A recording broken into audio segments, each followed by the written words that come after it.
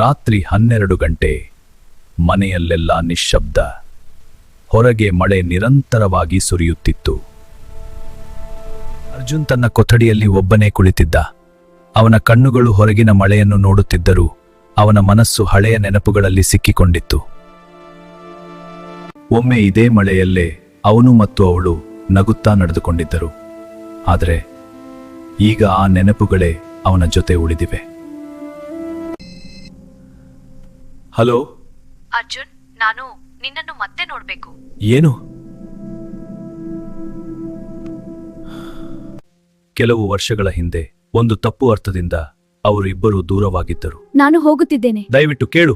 ಸಾಕು, ನಂಬುವುದಿಲ್ಲ. ಹೋಗಬೇಡ.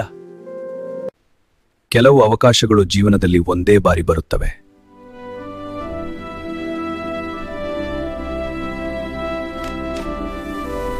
ಒಂದು ಹಳೆಯ ಪ್ರೀತಿ ಮತ್ತೆ ಜೀವಂತವಾಯಿತು.